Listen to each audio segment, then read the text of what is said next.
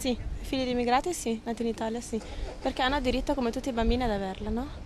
Sono bambini anche loro, hanno i diritti di tutti i bambini. Tutti i bimbi del mondo devono avere gli stessi diritti, ne è convinta la nuova ministra per l'integrazione, Cécile Kyenge, che ha acceso polemiche dopo l'annuncio sul provvedimento del diritto di cittadinanza per i bambini che nascono in Italia da genitori stranieri.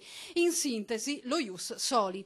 E la Lega insorge. Noi abbiamo sempre professato il mantenimento dello stato di ius sanguinis e non di ius soli, e poi stona un aspetto non secondario: sembra che il ministro che si propone di fare questo non abbia le competenze per farlo, perché compete al Ministero dell'Interno. Noi siamo assolutamente contrari. Siamo per lo ius sanguinis e siamo per il fatto che la cittadinanza la si debba dare, secondo l'attuale legge, a un cittadino dopo i 10 anni.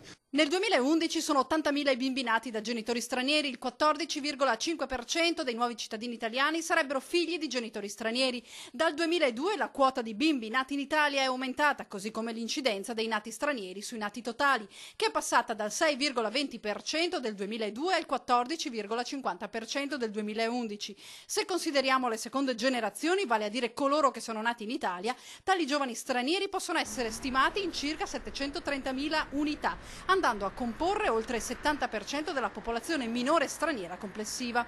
Tornando ai nati del 2011, oltre la metà di questi nuovi cittadini si concentrerebbe al nord, il 38,2% nel nord-ovest e il 29,2% nel nord-est, e la gente su questo si divide. Quelli nati in Italia sì, però agli altri no. Vengono qua incinte, hanno già capito come funziona. Vengono qua incinte, hanno tutti i figli italiani, tutti i privilegi che poi a noi italiani, insomma, io ho un bambino piccolo, la scuola pubblica non ci appartiene più.